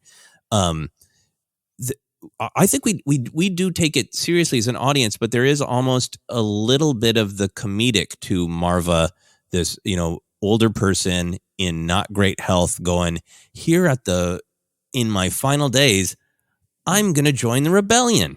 It's all, you could almost look at it as comic. And I'm not saying anybody was like pointing and laughing and going, ha, grandma's going to join the rebellion. But there's an element of like, even Cassian's like, what? Okay, you're going to go fight the Empire. You're going to go, shoot up a hotel. How are you going to rebel? Yeah. And this is the answer. She rebels, in a way that the Empire doesn't think of, in the way that the Empire can't see past the rust of. The Empire sees her as like old woman wandering around looking for sewers to try to. Okay, great. Congratulations, right? The daughters of Ferrix are a local annoyance. And here she is from beyond the grave, rebelling in this way that the Empire can't see, can't understand, can't stop. Yeah, and by the time they kind of see it, and Rhaegar Targaryen yells, "Enough! It's too late." It's too late, Rhaegar. Yeah. and that's the thing. I forget his character name and the actor's name. I apologize, and that's the thing too about huge changes in society. You can fight it all you want, but you've already lost. The change is here. It's just creeping out, and people got to get on board, and people got to get there. And I think that's a powerful statement too. It's too late. You can yell enough all you want, but the marching band is at your door. Yeah. Vanis Tigo, played by Wolf Scolding. I love it when, is that right? That all sounds right. Which one's the character and which one's I know. It's so great. I love it when the actors' names sound like Star Wars names. Yeah, when the young Lady Mormont is played by Bella Ramsey, you're like, what a pop culture name that is. Just a hero and a villain all in one name. Yeah. I just want to share one of my other favorite lines that got me is when Cassian finds Bix, right? And Bix is still a little confused and says, Marva was here. And Cassian says, wasn't she great? It just, she was so powerful in this episode. And it really was about the not, looking at things on the surface and dismissing her because she's just, an old, ill person. What can she do? Yeah. And then I think this other way that the sort of the little things, the little people matter, that was there in Nemik's manifesto. I was so glad that we got the mini podcast episode of Cassian listening to Nemik's manifesto, and there's a lot of interesting things said in it, but in particular, he said, "Remember that the frontier of the rebellion is everywhere, and even the smallest act of insurrection pushes our lines forward." That is such a stronger together message. That is such a every little contribution matters. Mm-hmm. And I think that, Nemik's journey reflects that. His work on Aldhani mattered. It inspired people. His manifesto is now a part of the chain of small actions that is going to bring the Death Star down eventually. He is a part of that chain, in this episode where two of the biggest speeches and the inspirations come from Marva and Nemik, dead people paying it forward. It sort of supports the argument that he's making in the manifesto that even these small actions, these small bits of rebellion that don't feel like everything, they do matter. Yeah. How many times have I barfed up on this podcast? The light side builds, dark side destroys. You see the same energy, right? Palpatine's, what are you going to lie about on a forum because I could use you?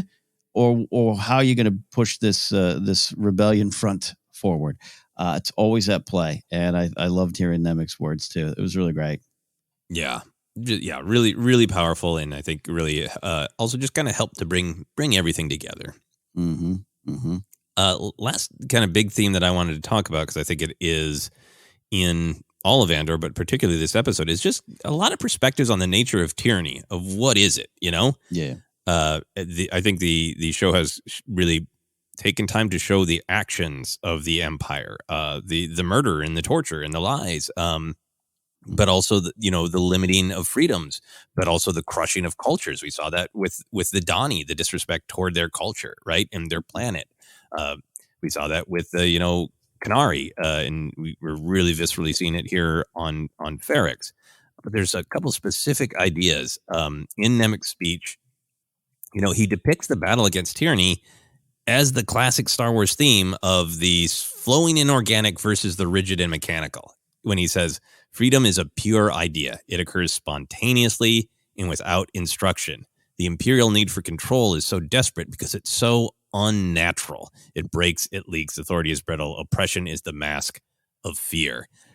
This is such exciting, classic Star Wars stuff to me. The idea that what the rebellion is fighting for is what the will of the Force is, what is natural, is to be able to have agency and choice in a natural cycle of life. And what is unnatural is, one wizened old evil space wizard controlling everything. Yeah. Yeah. Lest we forget who's at the center of it all. Yes. Yeah. But spiritually, it's all there. Yeah. And that was the other thing that I wanted to ask you about. I loved Marva's line. You already quoted it as of there is a wound that won't heal at the center of the galaxy. Hmm. And for me, I think, Marva is talking about like the Empire is controlling everything.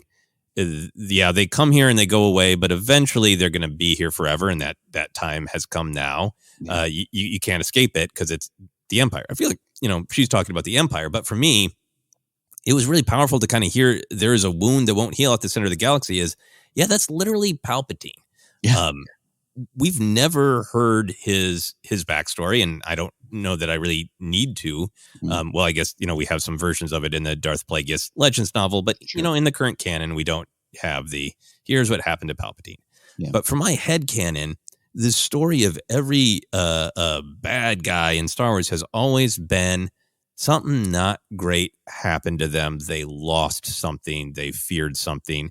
They gave in to fear and to anger. And in my headcanon, Palpatine was not just born, cackling and rubbing his hands together with evil plans. Yeah. Something broke him. And unlike other characters that we've met, like, Anakin and Ben and Ventress and Reva, who've fought back to try to make better choices after a long series of bad choices, Palpatine is never going to be strong enough to do. He is a wound that won't heal. Whatever wound initially led him to the dark side, he is that wound. It won't heal. And he's making the entire galaxy feel some long ago pain of his forever. I thought that was a really powerful way to look at the nature of tyranny, combining that with Nemik's, oppression is the mask of fear. That tyranny is just some individual who is wounded, who wants to take it out on everyone. Hope versus fear is my final big point, and I think it spills out of that. And again, whether it was specifically referencing Palpatine, probably not, but it definitely counts, right? It's definitely singing out about that, and that's at the center of it, the light and dark of all. I love, the wound that won't heal. Yeah, no, I just thought it was a great turn of phrase. And I think Marva means, the machinery of the Empire. I don't think she's like, I've talked to some ancient scholars and I know he's a Sith Lord. And, I don't think that's what she's saying. But I think I take that as is the story of Star Wars. Young Palpatine gave into some fear and he is turning around and trying to be all powerful so he never has to be afraid. And we see him be afraid again and again. He's so afraid of the concept that in the sequel trilogy that Luke Skywalker will just whisper to someone the word hope and he's done. He's spending all his time chasing after that fear. It's going on in Andor too. The fear that they'll communicate, that people will find out what we're doing, that they'll talk too much, right? There's a lot of literally trying to cover communication up in this, trying to cover Marva's recording, Nemik's manifesto getting out there, Melshi needing the galaxy to know. And Palpatine just being this little scared tyrant who can't let people talk to each other or he'll lose his power. 100%. And his two big defeats, one final, all come from he can't foresee compassion, empathy, and refusing to hate. He just can't because he couldn't. Yeah.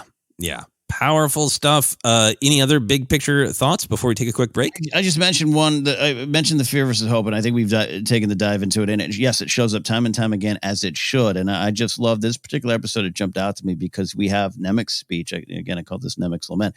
We got the faces of the Empire that we can see because a lot of them are in the mask. We got the fear of the Empire. The Emperor. You just talked about that. The literal Partagas going. The old boss is upset about the Aldani thing, and we got to get something else in there because he's upset. All of it being fear. It's a leak he wants plugged up. All of it fear. On the other side, we have hope. And this is why I actually was excited about the choice to not, again, people died. Rest in peace, Zan. I was convinced, and maybe again we're all conditioned to believe that the Brasso would die in the middle of Rix Road, but Williman, Paxson would be captured. I know Pax is his last name. Would be captured, right? I thought that. There was a reality of knowing Bix, the actor, had a contract for season 2 that got out, and I hate when that kind of stuff gets out. It takes us of the attention, but good for her. I didn't know she could go on. I thought that ship was going to be blown out of the sky. Right? Cassian, and we're all going to cry because he beats you evil falls to the planet's surface. It doesn't happen.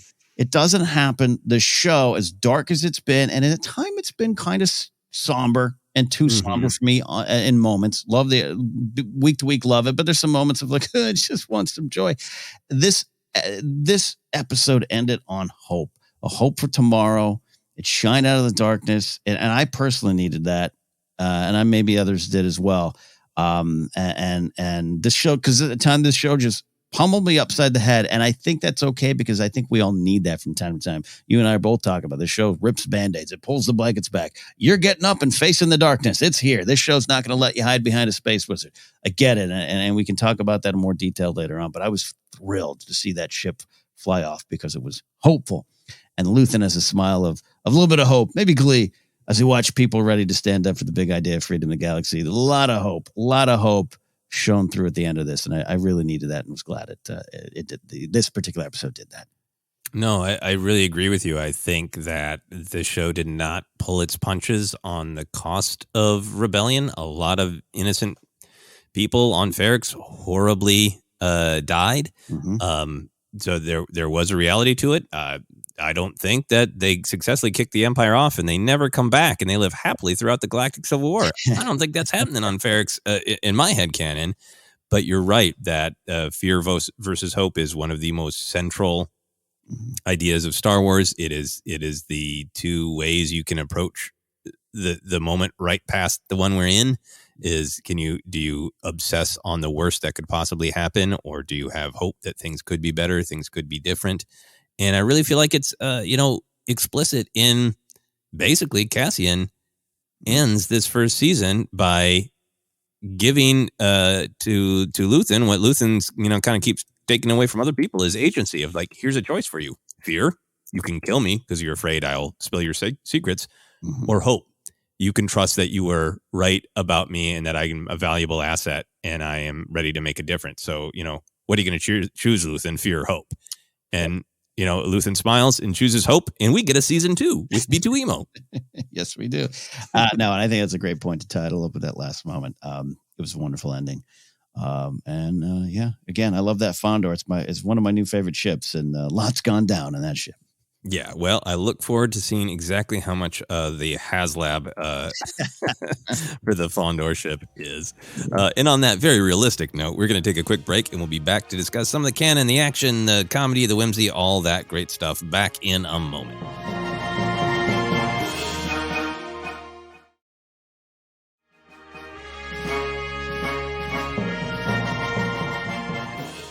And we are back to continue our discussion of episode 12 of Andor Rix Road. It is so deep and so meaningful, and I also, like you, Ken, just want to make jokes about what band would make that song. Let's talk about canon connections. Fun surprises there. I think the entire show has been a little lighter on, some of the Star Wars standards, but there's a little bit of fun stuff here. Obviously, it was fun to see the Lambda class shuttle that, Dedra Ramiro comes into Ferrix on. We got some Death Troopers. We got a reference to Canto Bight. I'm sure there's a bunch of other things. Honestly, I just didn't take the time to I know there's, I already saw online, there's some discussion of some sort of time measurement system internal to the galaxy that Pablo Hidalgo introduced in 2018 and is controversial because people prefer Battle Before Yavin, but BBY, but the characters don't know Yavin is coming, and there's already some of that going on that I didn't have time to dig into this morning. I want to discuss the Death Star at the end separately. But first, I'm curious how you felt about any other Star Wars canon connections or references. Love the Canto Bight one. I'll always love seeing episode 8 represented. I actually have a copy of Tony Gilroy's script here. You can hear it. I looked at it. The opening page says bird-like ship lands. So clearly someone else said, it's called the Lambda class shuttle, Tony. And he went, all right, put it in there. Love that. It's always been one of my favorite ships. So elegant for a weapon of the Empire, a vehicle of the Empire. We always say Empire is cooler toys. That's what I thought growing up. And the Lambda class has always been my favorite. And I like a little Star Wars geek out moment of just seeing it beautifully and elegantly fly in to oppress people. Yeah, the old and the new. I like seeing old Star Wars things in new context. I think it's a reminder that Dedra Meero is up there in power right now, that she's got one of those kind of shuttles as a high-ranking ISB officer. She's got Death Troopers on her wing as a high up there ISB officer. And just the visual, I think Andor has been so nuanced and subtle that it has kind of earned a little bit more blatant storytelling. So the day before a conflict, a storm has come, which in a sort of a lesser show would maybe be like, yeah, we get it. It's the weather's an analogy. But here, man, was it beautiful, with that nasty Lambda class shuttle swooping in under those just tortured blue skies, thunder rumbling away. I thought that was great. Yeah, absolutely. Speaking of music, that was like a Springsteen song about a villain coming into town. Yeah, and I always like seeing the Death Troopers. I think they're a great design. I like the connection that they're higher up there for ISB officers. And I love the Canto Bight reference, right? Because it's one of those moments where connectivity in the story is really fun. We heard earlier on in Star Wars storytelling about kind of scoundrels having sabacc games in the back corner of, dubious bars and inns. Yeah.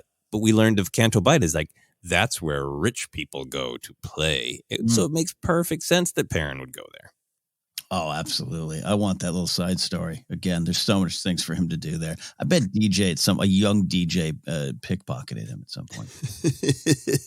I really hope so. I would love to see those two hanging out. Yeah. Anything else besides, the Death Star at the end that you picked up on for canon connections? Nothing jumps out.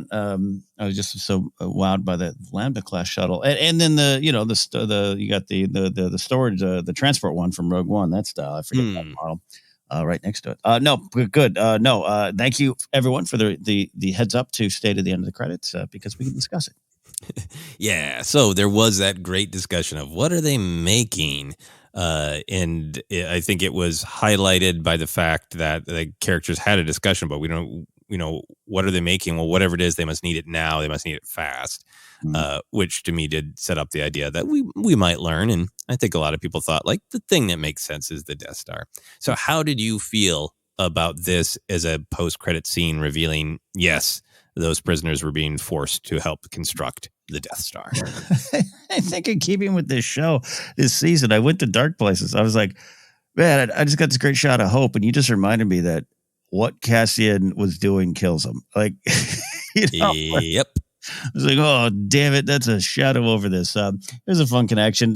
Just in terms of I'm one of those people that is oddly fascinated about how they built the Death Star, why the first one took so long, and the second one, like it's I like the critic of it all. It's just weird.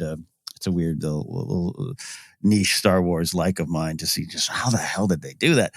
So to actually see it put together, but yeah, it was ominous to me. It was as intended. But I flashed to Cassian on the beach with Jed, and maybe sad, but hopeful. Yeah, we got to do this fight.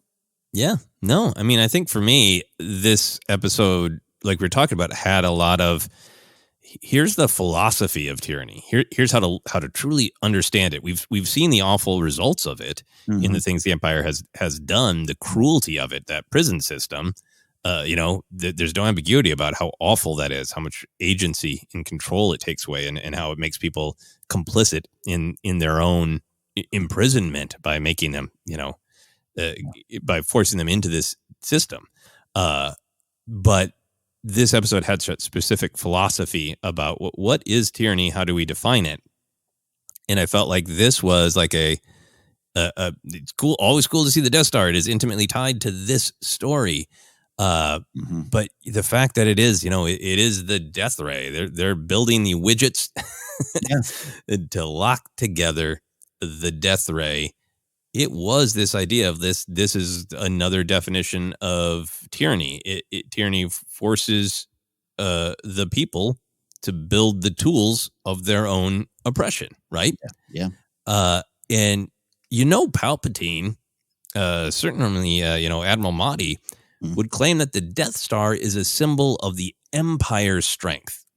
Tyranny, authoritarianism, they're all about the strength of the leader. And that's Palpatine's Death Star. That's Krennic's tries to own it, right? He built this. Grand Moff Tarkin swoops in and takes it from him. It's his power. It's the fist of the Empire. And I think by showing us the way that at least this one part of it was built, it punctures that myth of the strength of tyranny. The strength of tyranny comes from the people. It's the people's strength that built it. I feel I want to be careful about the way I say this because it's a powerful thing and in a difficult word. But the truth is, it's slaves. That's slave labor, right? Yeah. Especially from the picture of Cassian, who did not do anything, right? Yeah. They are using the people against their will to build the tools of their own oppression and then claiming that's their power. Like, no, that was Kino Loy's power. That was that old man Ulaf's power that built that. And you can't do anything without the power of the people. All you can do is steal the people's power and claim it's yours. Yeah. Yeah. It's a big old, it sounds jokey, but it's a big old giant yoinks from Palpatine and the Empire. Yeah. So, it was purposeful as well as just a connection that people probably saw coming, but yeah. Yeah. But I think just to me, it's when we get into the parts of Star Wars that are a little bit more, the space wizards and the laser swords and the giant floating death ball that we've all lived with, for decades and we have as an ornament. I have ice cubes shaped like that horrible symbol of oppression, right? And I think you made a really good point of, sometimes once it's already an action figure, to quote Clem, is I'm going to do a lot now. We can't see past the rust. Yeah. We can't see what we think past what we think is maybe less than this silly genre stuff to its meaning. And this was almost like a reclaiming of the Death Star of like, forget that you just put up that ornament on your holiday tree. Forget that you're sipping a drink with an ice cube. Is this, Yeah. This is what it means. This is what it is. Please, no one send me that picture anymore of a Death Star barbecue. I don't need a fire pit. I get that every 2 weeks from a friend on Facebook. I don't need it. I got this. Yeah. So I thought it was great and meaningful and not a Leonardo DiCaprio pointing moment. Yeah. Awesome. Any other canon things you want to discuss before we move on? I think that's those are the big ones. Excellent. So we are going to talk about action moments. There was more action moments. I thought this was really interesting because I think action moments in Star Wars can be extremely meaningful, but sometimes they're also there for the swashbuckling, pulpy fun, which is a part of what Star Wars, is. How did you feel about the action in this episode? Did you feel like some of it was like fist pumping, exciting, or was it all too real and brutal? No. Actually, to be honest, there was definitely some real brutality here, but this they took 12 episodes to get to something as pure fun as this. Can I say? No, there was two. I'll be honest. I didn't write down a lot of action moments because they all kind of. It happened so fast, but the build, the tension, it was so great. Like one of my favorite action moments is the marching band picking up the pace, like you said, B2 kind of leading the way. Excuse me. No, but Brasso's kick, and then the brick to the face of an Imperial. That's brutal. That's brutal. But it was such a hero's moment that I needed that. I needed that. I needed Brasso today. I needed Time Grappler today. Yeah, I thought there was a real mix. I thought there was the stand up and fight, don't let the tyranny stop you from communicating, and when they put the code over Marva, like, no. And then kicking over B2 Emo. Yeah, no, Brasso's kick. And then I wrote it down as a Brasso bashes bucket head with beautiful brick of Marva. Man, that was a fist pumping moment for me. That's great. So I thought we had some of those. I thought my single favorite action moment, and it sounds like yours as well, it's the stormtrooper ejected from the time grappler tower. God, just noped out of there. I love the time grappler. I love how much the time grappler's been a symbol of the culture of Ferrix, which cannot be utterly controlled and contained by the Empire. I love stormtroopers falling from high places. It was everything I want in an action moment. Here's I thought the time grappler was going to die. Me too. Come on, and it's totally that like the Empire's pointing up to the tower, almost going, bring that down, and man, it just I was so pleasantly surprised by that. Not even no hesitation. I thought, he's going to use the kick. Just get out of here. Get the F out of here. It really was. Like the ground has some things it wants to tell you. Bye. Yeah, and this guy Neil Bell, I hadn't really looked him up before. Just he's a working actor, good bloke, a lot of credits, but he just won me over. You're a fan for life. Just love everything about it, and love that he didn't stop. Keeping with that, they go into the early stuff. Episode 3. What's that sound? It's the drums. It's the organic call of the community, and it's the heartbeat of the community. Yeah, man, loved it. It was great. Come on, more time grappler. Give me a figure. I really want a time grappler figure for sure. So I also liked, just some straightforward action with Cassian. I liked his blaster dive to the floor to take out the Death Trooper, and we were so on his side of get Bix out of there. That was a heroic moment for me. But then I did think that there was some violence that was really like, yeah, look at how awful this is, Yeah. The length of time that we held on Zan's lifeless eyes, I thought was good. It was needed, right? Yeah. To be honest about this, of like, it's not like, yay, we all charge up and no one gets hurt. Like, Mm-hmm. I think if we as a generation survived Nanta's death on Andor, so we're braced for him back. But I think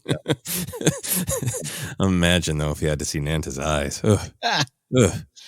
Disturbing on many levels. But I think that was this show's done, without a doubt, done such a great job of being so real and grounded and poignant, and even that death was poignant. Yeah. And I really liked that Marva's speech and Nemik's manifesto was like, this is not going to be easy, Mm-hmm. and these are the ideas of hope that we have to look for within this. And I feel like that was reflected, like, Wilman's pipe bomb is understandable, right? But I thought that was a great kind of image and idea that maybe fighting back against the Empire is absolutely needed and absolutely righteous and totally understandable about his pain, about the horrors done to his father. But then it sets off all of the Imperial charges, right? And I feel like it's just the show is kind of constantly trying to play fair and be relatively honest of like, you got to fight, but once violence starts, you can't control it. Like, I thought that was what was going on in the Aldani heist too, right? No matter, they planned, they tried to control it, but as soon as violence starts, it's chaos, and you can only control it so much. And I think that's been an important perspective from the action in Andor. I really think you're right. So I don't want anything to sound like I'm joking or undercutting with the serious tones. But when he did that, I went, no, what are you doing? You got your own people are back there now. What are you doing? But I get it. And it was very serious and so well shot at the beginning when he's building that thing. Yeah. And that's what happens. But I don't think it's not lost on me that some of those lessons are there or should be there. Yeah. Yeah. So I'm going to cling to our mutual fan club of the Time Grappler's ejection of the Stormtrooper is the single shining greatest action moment in this episode. I mean, look, Brasa with that Marva brick of Marva, as you said, and that scream. Oh, and that outfit too, and the marching outfit there. I for some reason, I've always been, I was never in marching band, everything, but it's very medieval. It's very, I don't know, Revolutionary War, Civil War, just having someone with drums, a cadence, and just to see a marching band kind of going into war. I don't know. It got to be. I liked it. Yeah, no, I mean, that was great. In fact, let's move on to moments of comedy and whimsy, because I don't know where to put the instruments. but Right. There action for sure. But there was also like there was a whimsy to it, right? Of seeing these it's Star Wars, space flutes and trombones and actual drums, but with kind of a different kind of head on the actual drum, and made it a little like spacey, like I was so moved while it was happening, and then when I watched it this morning, and like one of the subtitles is, I think, like a marching band warms up. Like, yes. The cultural joke is not like that. It's the most badass force in all of high school, the marching band, right? So to kind of see a marching band as this, indomitable force of will was kind of fun. Yeah. No, again, going to this empire. The empire can't see that, right? Till too late. Yeah. Great. Yeah. Great stuff. So I wouldn't say that there were a ton of straightforward haha jokes in this episode, but did you find moments of comedy or whimsy that you enjoyed? A little along the way. The most important one happened off camera in my home. Grace and I were watching on the couch, and my fiance Grace, when it's revealed that Cassian is back and just walking around without a hood, she just kind of sighed and went, "Dude, come on, what are you doing?" And I've kind of, I get it, but like, in my head too, I'm like, cut your hair, something. Where am I? Like, what are you doing? Everyone knows you. Like, what are you doing? So, anyways. Yeah, that's great. That reminds me that I need to, when my wife comes home tonight, we'll sit down and watch this, and she won't have seen it yet. And last week when we watched it, it wrapped up, and she thought it was great, but she was moved, and then she was like, "Wait, where's our friend?" And I realized that she was concerned about B2 Emo, our action figure, being within visual range, so she could feel comforted by B2 Emo. So I got to set B2 Emo out for our evening viewing. Love that. There's some for me that not necessarily a straightforward comic, but just sort of bizarre. We didn't get a lot of quality time with good old Partagas, but I really did like his line when Dedra was kind of fighting back about, like, there should be somebody there who can raise these issues, and he says, "This was not a dialogue, Dedra." I wrote this down because to me, that's what I'm going to use to anyone that tweets or comments back to podcast promotion. It's one of my biggest pet peeves in life. Here's our latest episode of Force Center. Oh, I didn't ask you. Not a dialogue. I posted a podcast. Get on with your life. Yeah. No, I mean, I think that is definitely one of the things that we are struggling as a society to determine on social media, of when is a conversation being invited or not. Quit yelling at billboards. Yes. I got distracted while recording because somebody had a response to a post that I'll have to deal with after this. Oh, there we go. Because it was not inviting a dialogue on that particular topic, and yet there was the dialogue. I'm just going to write back, "This was not a dialogue, Dedra," and see what happens. So that's probably already memed, but we got to put this that was not a dialogue, Dedra. Dedra, I'm surprised that Dedra Miro is the real champion of comedy and whimsy for me. But this is not a criticism of the episode, because I think it is. The whole season is so strong. The acting, the writing, everything is so strong. But there is a level of, I don't know.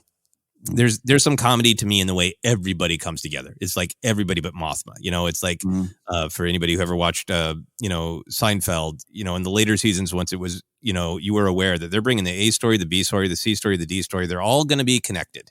There's going to be a little bow tied. It's a stylistic thing, right? And it almost felt like, oh, this is a Seinfeld episode of Andor, of everybody's here together watching this, Yes. Kramer's business plan is actually why Jerry can't date that lady, like. Love that. And I felt like all of that came out in that incredibly bizarre, beautiful, tense scene when Syril rescues Dedra, and she says, "You? How?" Because I'm in love with you. Yeah, no, yes, I'm with you on that. I love that. That was a great moment. Yeah. The sergeant, what's his name? I forget his name. Mosk. Him drinking alone on the stairs. I was like, I feel sorry for him. He doesn't have any friends anymore. Yep. This did not go the way he thought it would. Yeah. Anyways, love that note. I think he has the flask early on in the early episodes too. So I don't have anyone to switch hats with. Yeah. How did you enjoy the hat switching moment? Yes. Again, I think Syril's so good in a disturbing way. And it's just like, because in my head, I was like, what are you hiding? Like, that's a bizarre switch plan there. But yeah, no, I love everything about them. Sergeant Mosk is an interesting character. Yeah. I think between their almost literal who's on first conversation and their hat switching business, I really do think they're being sort of coded as, early film comedy duo, right? Of like, they're scary in their intent, but they're sort of bumbling in their approach. And I think that there is like these comedy signifiers of who's on first, broken confusion, switching hats. Yeah. This is early film comedy business between these two. And then Moss sitting alone hitting that flask. Very funny. I oddly felt sorry for him, but like, this is what happens when you choose the wrong path. You might be left alone here. Yep. Yeah. Because it would have been amazing if he panned over and he was watching Dedra and Syril walk away together. We came here to get Andor, and you found what? Yeah. This is not really whimsy, but I just want to be sure to include it somewhere. I guess it is a little whimsical because it's got B2 Emo. When Cassian says to him at the end, "I'm counting on you," and B2 Emo says, "You always say that," and Cassian says, "And you always come through." Yeah. Aww. Love that. It was so great. It was so. Yeah, I know there's a lot of speculation that part of the reprogramming of K2SO, which we did read about in a comic, but they can change them. That would involve some of B2 living on in him. I am against that because I want both droids to exist on their own. They're both. I love K2 and I love B2, but hey, we'll see. Yeah, no, they do have a little bit of personality overlap. They do. Of kind of saying what they mean very directly. And being, very much, I don't know, B2 Emo is like, they both have like a positive like dog relationship with Cassian, but like B2 Emo is like a beloved chihuahua, friendly, a little neurotic, a little needy. And then K2SO is like a big guard dog, but they're both like, nobody touched my human, Yeah. Love that. Yeah. Any other moments of comedy or whimsy you wanted to talk about? No, that's it. But the reframing of Syril and Mosk as a comedy duo from 1920 is great. Yeah, keep it coming. I want to see Mosk is the awkward third wheel on that upsetting Dedra Syril date. Come on. I'll be in the bar, sir. Imagine Mosk asks Cyril's permission to ask Edie out. It could just keep going. We could hold on. I'd like to declare my intentions on your mother. She's a passionate one. So, favorite Luthen line or noise in this episode? It's I'll tell you what, and I never want to step on your freeze frame and screenshot ability when you promote the podcast, but No. The Luthen scoff at the end. It's this super tense moment. It is Cassian saying, "Kill me or take me in," and it just says scoffs. And it's Luthen. I'm like, this great. Yeah. I mean, I think my favorite Luthen liner noise is probably of his hood flying up so powerfully. The hood is good. You got to have those hood skills. I failed sometimes. You can't get the hood up or off that easy. You got to get it. You got to get it right. No, Luthen knows his way around a hood, and that was powerful. I'll tell you. The hood thing is the first big live Schmodown event that you, me, and Alex had the 3-way match, and I came out with like a skull mask, and I was like, I was trying to be the villain, and I had a hoodie on, and I had to tape the hood down to the mask because I couldn't get it to look right. So I needed to go to the Luthen school of hooding. Luthen's it could have only been better if he had said full stealth while putting the hood up. Yeah. Is there anything that we haven't touched on that you wanted to in this Yes. big episode? Yes. Big, important episode. Some of the best Star Wars out there. I totally get that. Vel runs like the waif because she is the waif. But the waif for Game of Thrones, when she's chasing Arya, had a very peculiar, specific, individual run, a very unique run. And I run like a hippo stamping out a fire on the sidewalk. So I'm not criticizing. I just loved it. And then so she runs this episode. And I was like, oh yeah, I knew it. I know it's the waif, but I was like, oh yeah, the waif's running. I knew that, and I forgot. And you're right. She's got a great posture while running, a very straight back while running. Arms and knees go way up and a straight back. It was great. It's like, oh, that's her. That's what's her name? Faye Marseille. That's her run. I love it. Yeah, amazing. Couple of little things. It was rewarding on the second view to realize that the opening credits music, which has changed a little bit each episode, is the funeral procession. Yeah. Yeah, that was really cool. And playing with the diegetic, non-diegetic. Is this Star Wars opening theme music, or is this music internal to Star Wars? It's always fun things to play with. Mm-hmm. One thing that I was very concerned about, I know that Andor and team had a lot on their plate, but I really want B2 Emo to get a new charging bed. Oh yeah, he can't be without one. I think my favorite line from last week's episode was, "I'm charging." So I need him to be able to charge. Last thing that I wanted to bring up is I really liked Cassian's change of outfit. I thought that his kind of final outfit was like much more stripped down for action, much more rebel. He looked more like he's in Star Wars. He looked more like an action figure. And I kind of think that design was great for actually kind of building him to this point of like purpose. Yeah, look, the Niamos Cassian with the sandals is a good figure I do want. But, yeah, this is more to my liking. Yeah. Yeah, it was a great look. So we'll talk about this more when we do our big wrap-up episode of the whole season with Jennifer. But how are you feeling right now with any predictions, hopes, dreams for season 2 of Andor? Yeah, so, we're going to go into more depth on this, I'm sure, a few times. So I'll just keep it kind of simple. Shout out to Joplin Septane, who is Brasso. You and I joke. We have that joke about at the Battle of Endor, around every tree was a character you didn't know. I want Major Brasso to be on Endor. I want him to join the Alliance. I want him to become a ranking officer. I want him to be in some fights, and I want to know it. I want a comic book on Brasso's time on Endor. And he gets out. He survives. He goes back to Ferrix, lives happily ever after. Really loved him. Really loved his appearances. A lot of heart, a lot of soul, a lot of foundation to the story when he was there. So that's my prediction and hope for season 2, among other things. Yeah. Come on, the spinoff of the post Return of the Jedi liberation of Ferrix, where all these characters come back. I want a new series. I'm pitching it right now, Favreau. Brassos of the New Republic. Is it just this Brasso, or has he cloned himself? He's started a little group of Brassos. Yeah, it's Brassos Heroes. So we'll do that. He leads it. I want Carson to have a part of it too, but yeah.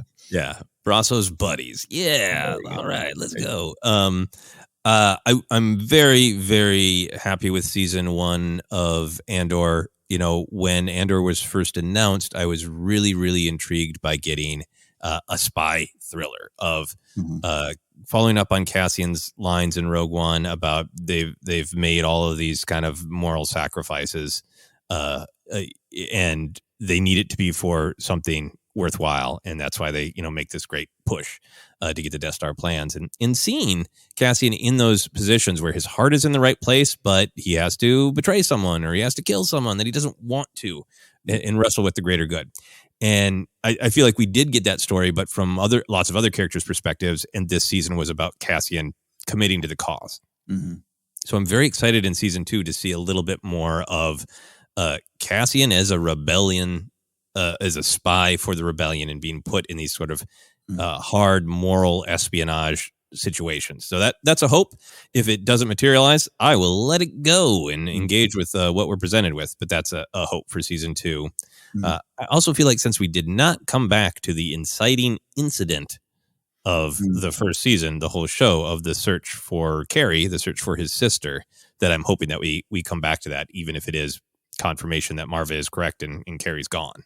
Yeah, an answer would be good. I'm with you on that too, and we're gonna have chances to wrap this up again, of course. But the going into the season, this was one of my most anticipated shows. I was defending the show before when people are like, I don't know, Cassian dies, all that stuff. Who asked for this? Who asked for this? The story of the rebellion, the story of how the rebellion came together is something that I love. I love this era. I love this time period. Wanted to see more of Mothma, and we got all of that. It just did it in such a different way, and I really appreciate that.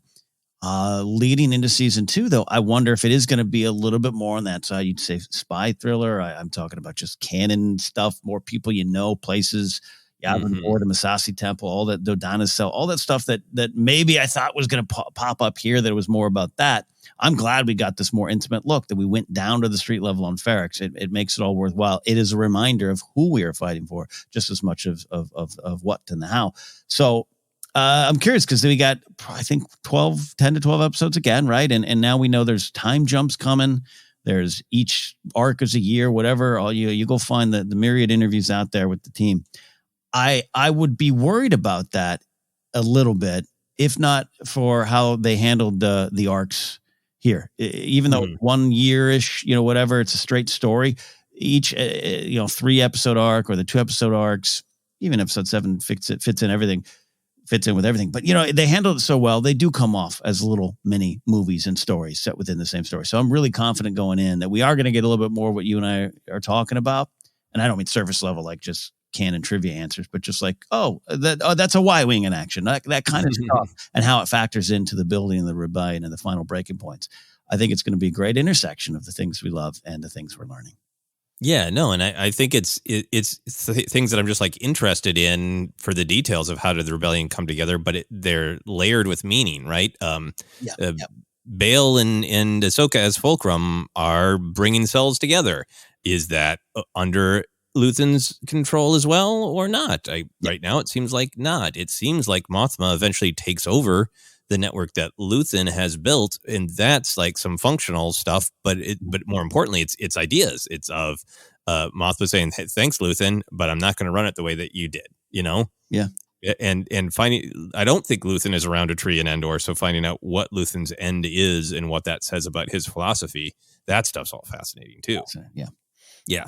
Final big one for me is I kind of love that we ended up, following Cassian being imprisoned in lots of different ways, and is sort of, what the Empire has looked down their nose and made lower class, lower power, lower money. We've been seeing Cassian imprisoned in that way, and we've seen Mothma, imprisoned in almost a literal ivory tower. But I'm so anxious for them to meet. And now with everything we've built up, if you can look at this season, is Cassian loses his mom, and Mothma in a way loses her child. What is Cassian and Mothma's relationship is that gonna be? Do they find a lost child and a lost parent in one another? Is there greater depth to this than Rogue One has time to show us? I love that idea. Love that take. The upstairs downstairs meeting. That's great. Yeah. Yeah. Because I mean, he seems like he's at Yavin. He's all in. He's high up. He's got a relationship with Mothma. What is it? Yeah, indeed. Yeah. Very excited for that.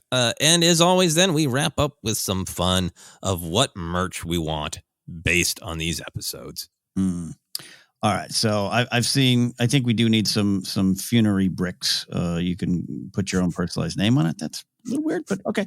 I want a cinema scenes.